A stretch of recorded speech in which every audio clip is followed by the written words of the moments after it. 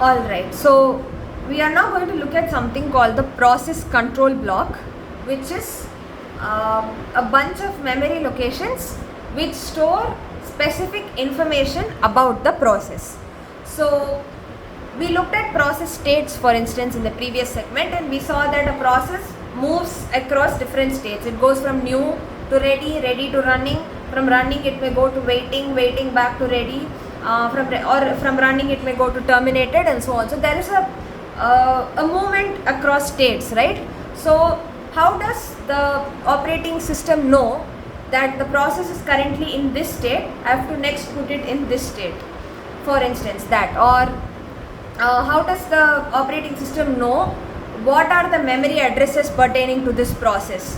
What are the memory addresses which this process is allowed access to, and which memory locations is it illegal for this process to access? So we saw that the operating system does all this, right? We saw that when a process is in ready state, it picks it up and puts it in the running state.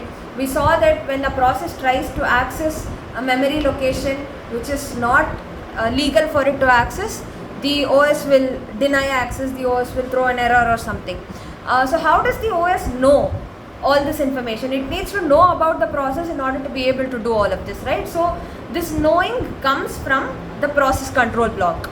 So a process control block is a bunch of memory locations, registers and so on, which contain information associated with a specific process. What sort of information? The process state.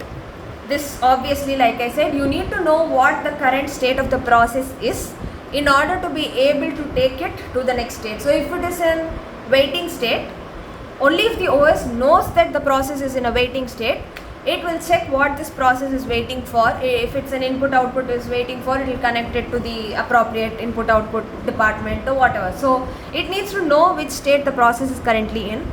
It needs to know the program counter, of course, the address of the next instruction to be executed, because the whole idea, we saw that program execution is one of the functions of the OS.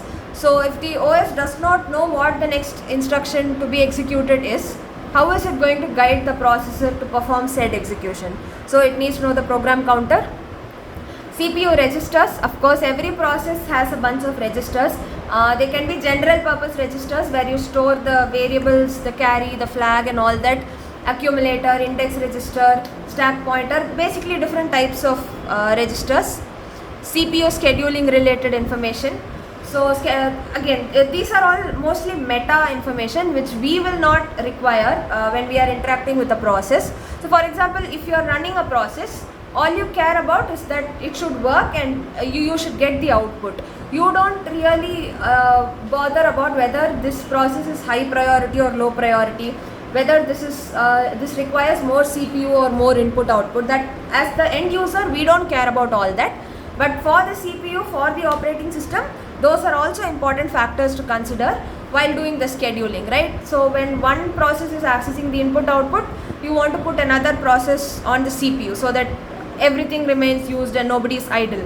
So that sort of information like priority, CPU bound or input output bound, that comes under scheduling information. Memory management information, this is where you know the memory locations which are accessible to a process. This is how the OS ensures that a process does not access a memory address which it is not entitled to access. Accounting information like how much CPU is being used, time limits and so on. This again, if you remember, we spoke about timer in a previous segment. So every process has a timer. When the timer comes down to 0, that process is flushed out and another process is taken in. The OS should be able to keep track of how long this process has been running for, right, in order to execute the timer function. So that comes under your accounting information. Input output status information. Again, if a process is in the waiting state, it needs some help with input output.